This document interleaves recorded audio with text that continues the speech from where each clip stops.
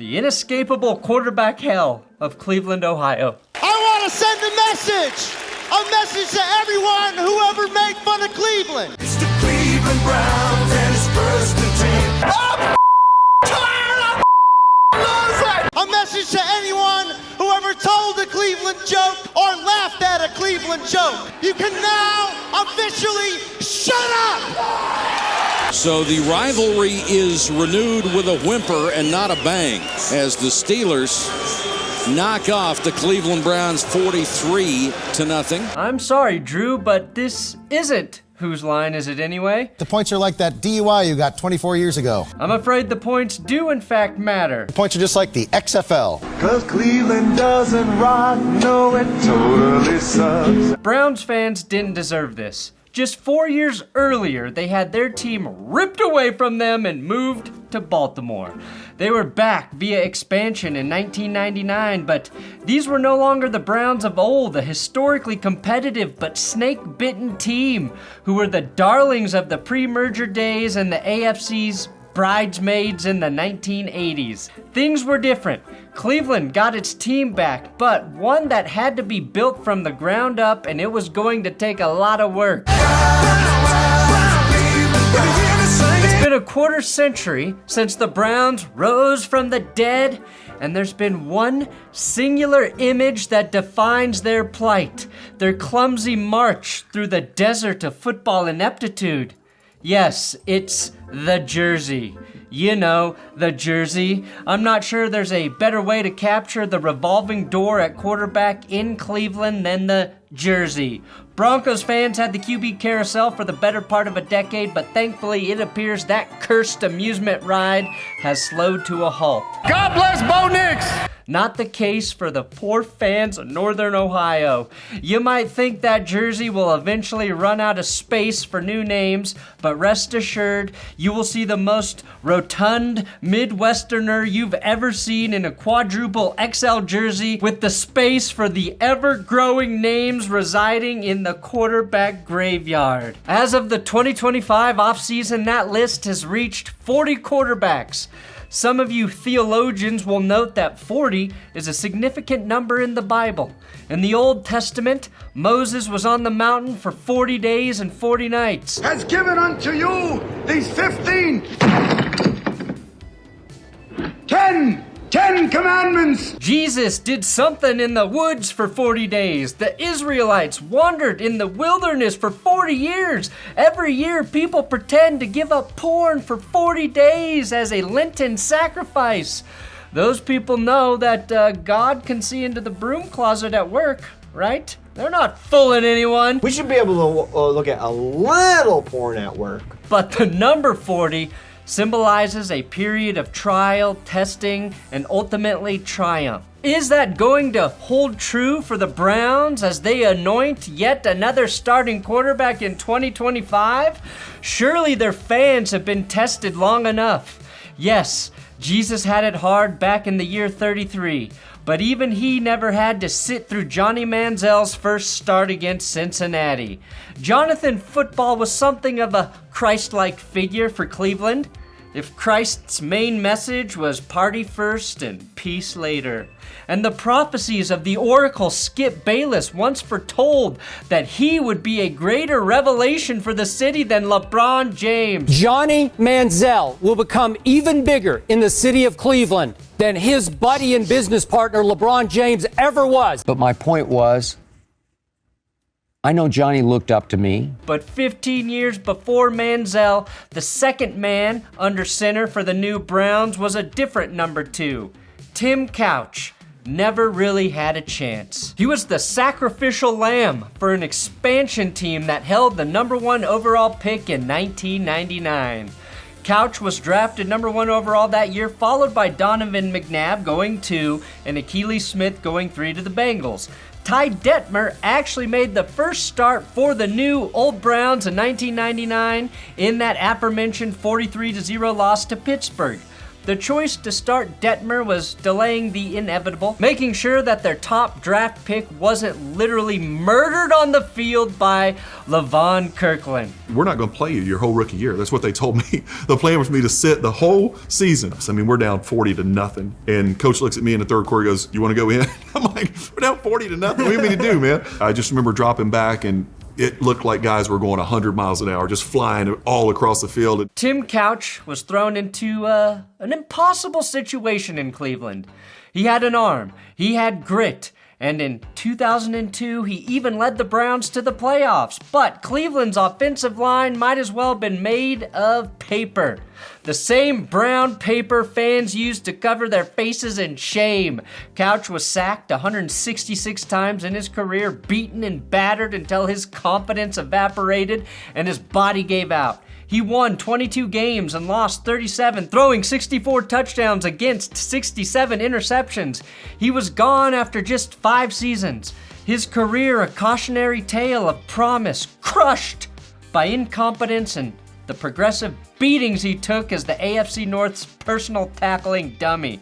Probably the most interesting thing that happened during the Couch era was that he completed a Hail Mary to win not 1, but 2 games. The OG Aaron Rodgers. The first marked the Browns' first victory since returning in 1999. We saw. I've seen everything. The Browns' resurrection season featured a Hail Mary victory against the Saints? Surely this was a sign they were blessed. A loyal fan in 1999, but this was an expansion team. The foundation for hope was being built. And just 3 years later, the second Hail Mary helped them reach the playoffs in 2002. He's got time. Is this like New Orleans?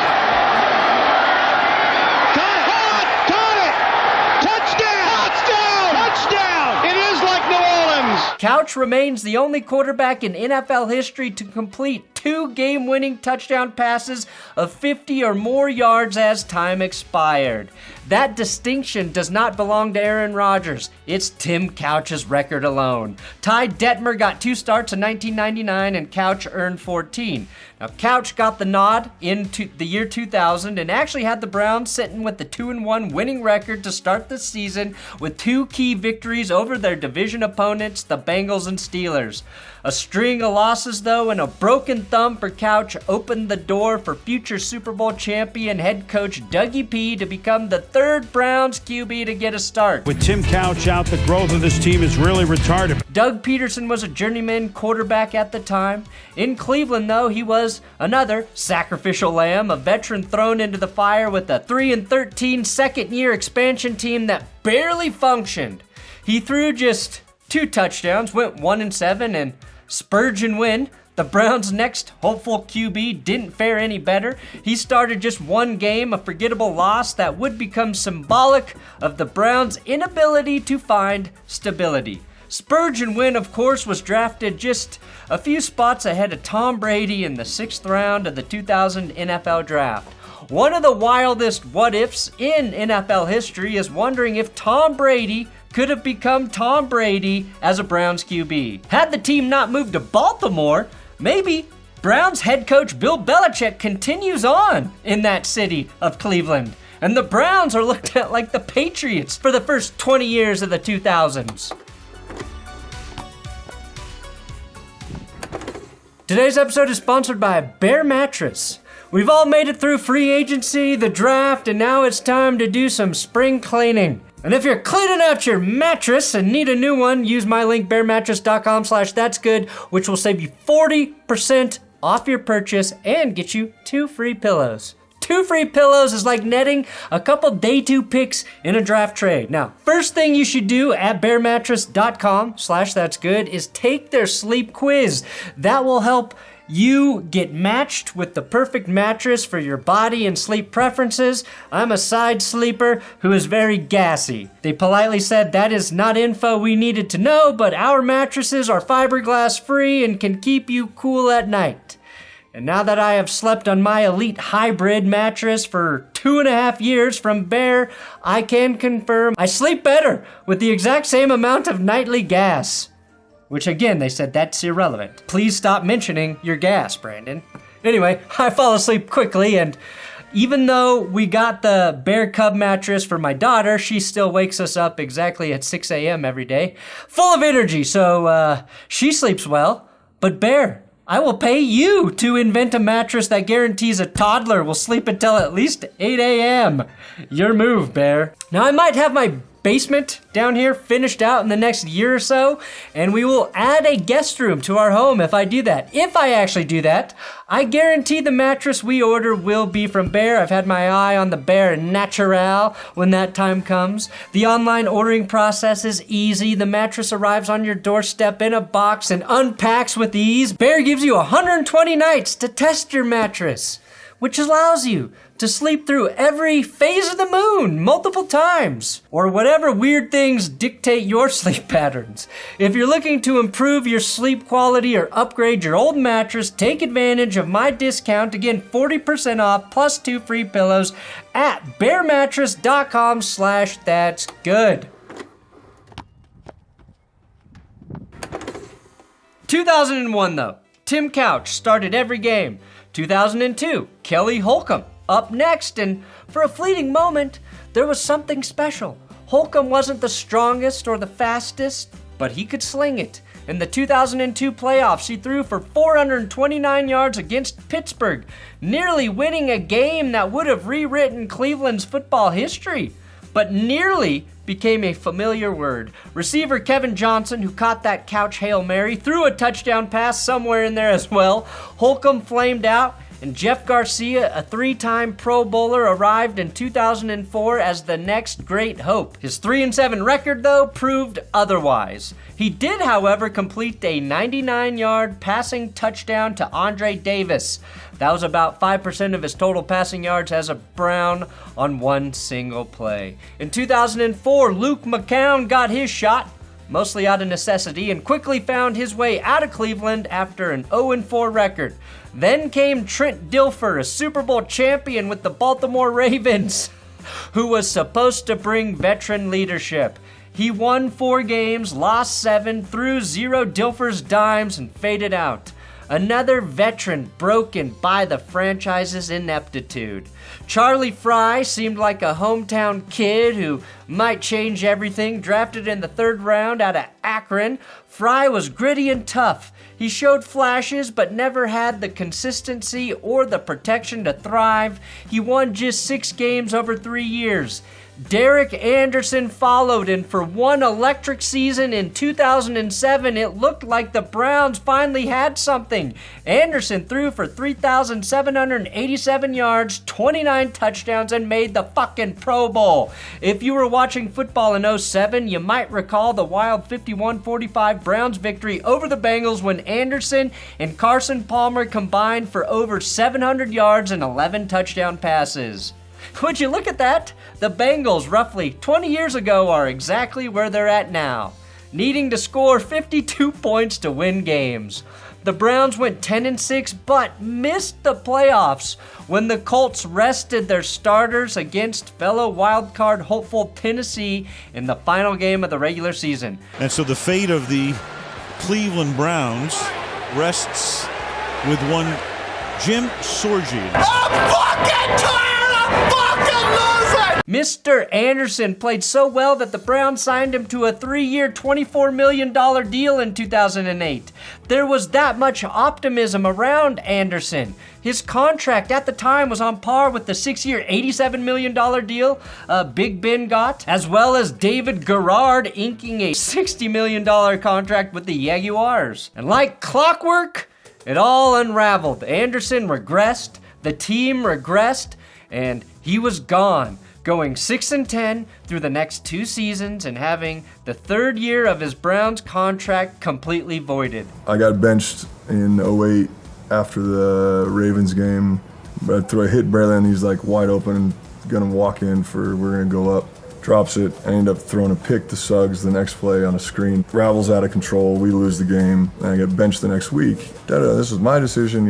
This, that, and the other. And he was lying. So you're full of shit and you're full of shit. It was never the same. And from that moment, I knew that I was done there. I just feel like there was never one guy supporting me other than my coach. Anderson was released by the Browns in 09. It's not funny. By then, though, Brady Quinn was supposed to be the new guy. Another local boy and a surprisingly late first-round pick out of Notre Dame. He was hailed as the most NFL-ready quarterback in the draft. Also, the hottest quarterback in that draft, or any draft. A literal male model who left the dog pound wetter than a water park. Jesus Christ, you could eat some kibble off of those abs. Oh, yeah, you could. You've been a bad dog, Brady. Bad dog, Brady. Get over here and let me hit you with this rolled up newspaper, you sick pup. What's up, funny? But Cleveland's quarterback room is where promises go to die. And there was promise. Quinn didn't get to start his first game until week 10 of his second season, but against Denver on Thursday Night Football, he completed 65% of his passes through 2 touchdowns and 0 picks. Of course, Cleveland blew a 13-point lead in the second half of that game. I'm fucking tired of fucking losing! And it was all downhill from there. Quinn started just 12 games, going 3-9 before washing out. John Gruden, before a Monday night game, he goes, "Do you think you guys can beat the Baltimore Ravens tomorrow?" And in my head, I knew I could never say maybe what I was really thinking. Every single game, it was an uphill battle because there was dysfunction at every level. Ken Dorsey, Bruce Gradkowski, and Jake Delhomme all took turns under center, each one stumbling their way to irrelevance. Delhomme, the former Carolina Panthers Super Bowl starter, was supposed to bring a veteran presence.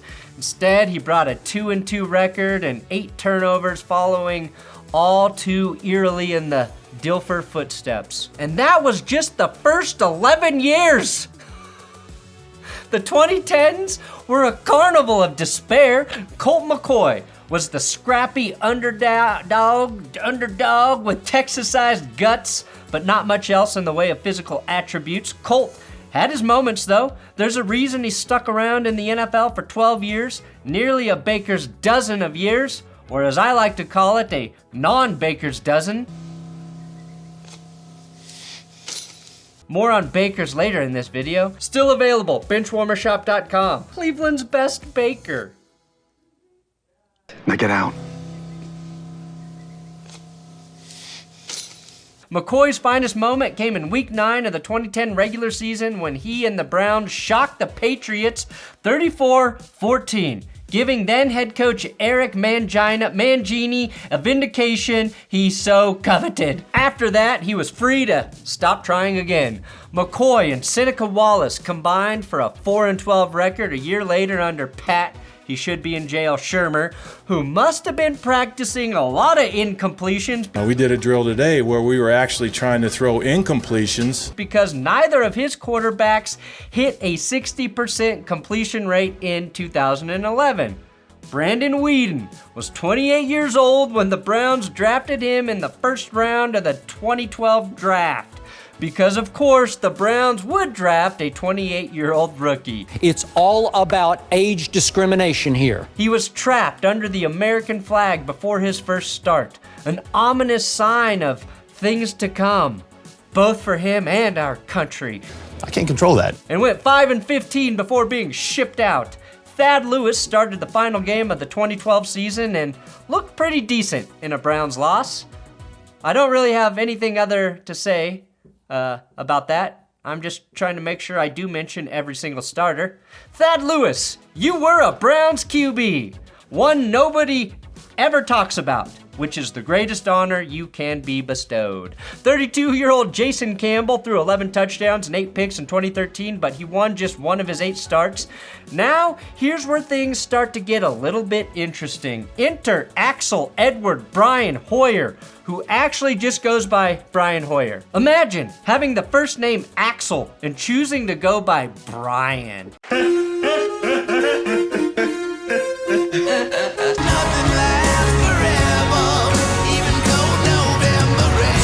After reviewing your holdings, your business interests, your debts, I know that this check is the only thing standing between your family and bankruptcy.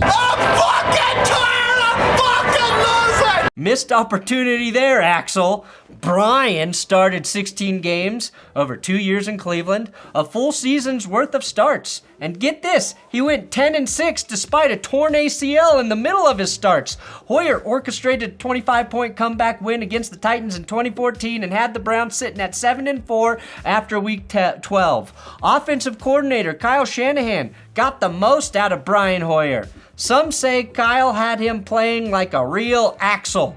Cleveland was primed to return to the playoffs after a non-Baker's dozen of years. The only problem was Hoyer lost the next couple games, and someone in Cleveland got an itchy trigger finger for their first-round rookie quarterback, a man by the name of Jonathan Football Manziel. I can't hear you. There's too much money in my head. And for reasons related to football and plenty of non-football reasons, Manziel truly sucked. Although he, Kyle Shanahan, and Mike McDaniel were a part of one of the greatest trick plays in NFL history. A quarterback who tricked an entire franchise has his best play as a trick play.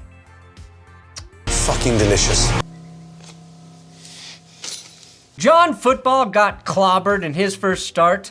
One he was woefully underprepared for and failed to lead the offense to a touchdown in his first two appearances before he got yanked for Hoyer. The Browns took a 7-4 start and lost their last 5 games of the season, the last of which was started by Connor Shaw, who, for the record, played better than Johnny Manziel. Manziel did win 2 games in 2015 with a positive touchdown to interception ratio, but his widely covered bullshit got him kicked to the curb after just 2 years in Cleveland. Skip Bayless lied to us. Who could have known? Johnny Football was not bigger than LeBron James, and Troy Aikman does indeed like women. I don't see how you fight off all these women out here, Jason. I don't either. Where they at? By 2016, Josh McCown, Austin Davis, Robert Griffin III all rolled through town and failed. Cleveland became the NFL's cruel joke, a wasteland where quarterbacks went to die, usually a second death. Cody Kessler tried, Kevin Hogan tried, Deshaun Kaiser, a second-round pick, was handed the keys to the organization and immediately crashed the car. He led the league in interceptions in 2017 as the Browns went 0-16. Kaiser once described himself as having Tom Brady's brain and Cam Newton's body. Unfortunately, it was closer to the other way around.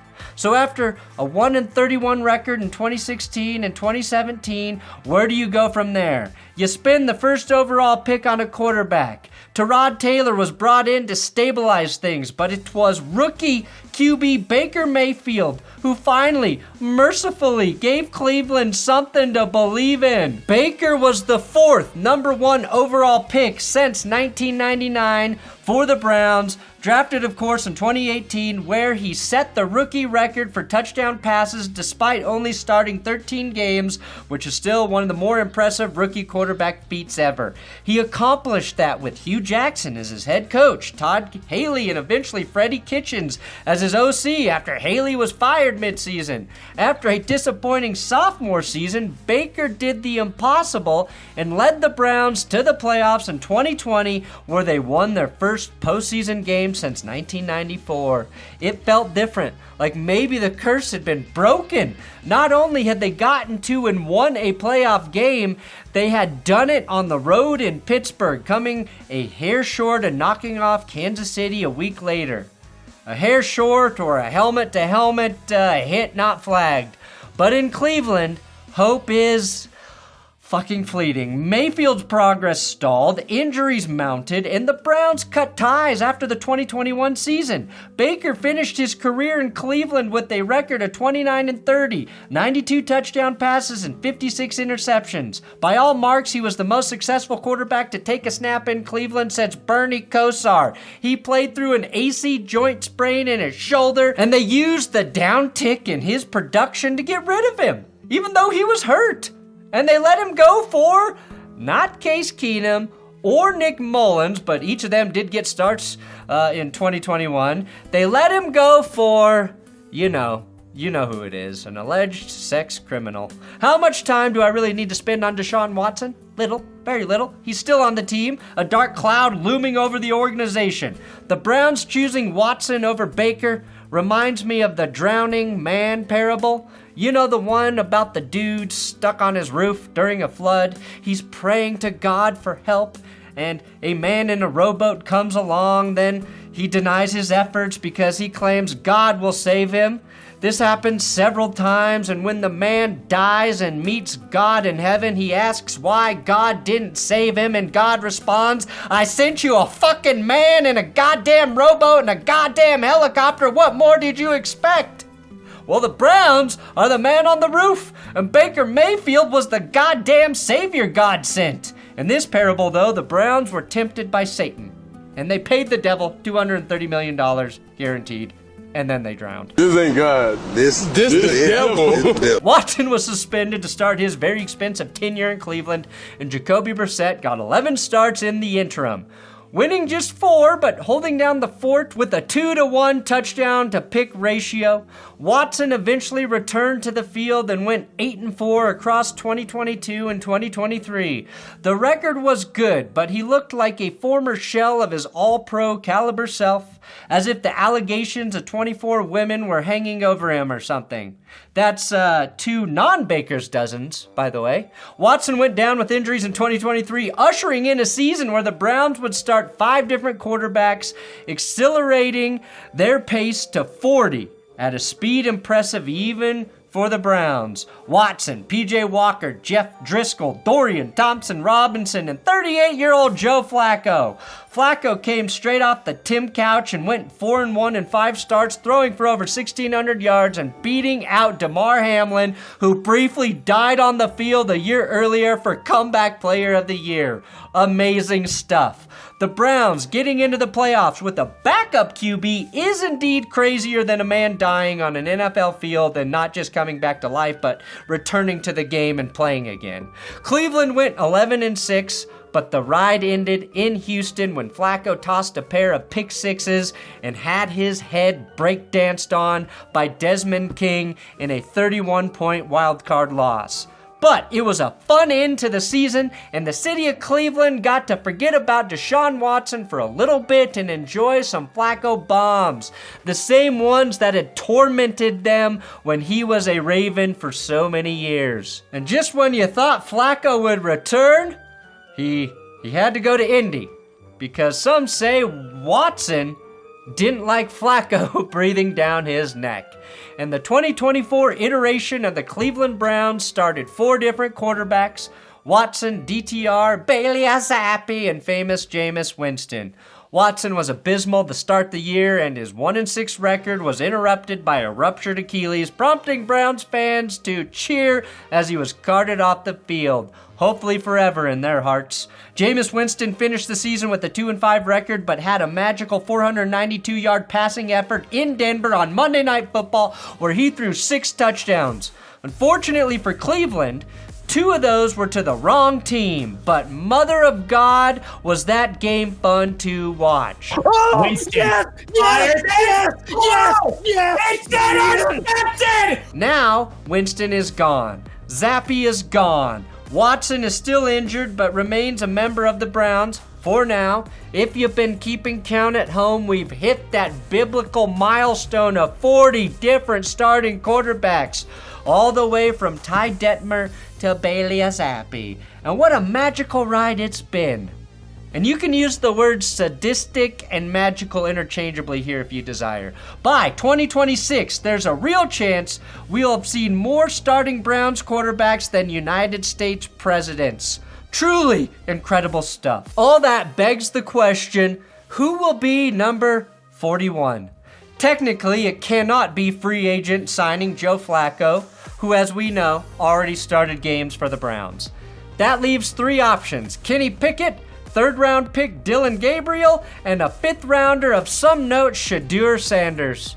My guess is we will see at least 2 of them get starts in 2025, taking them to number 42 by season's end. It seems fitting their hopes for stability lie in the hands of an undersized QB from Oregon nobody really discussed much before the draft, and quite possibly the most overhyped quarterback entering the league since Johnny Football.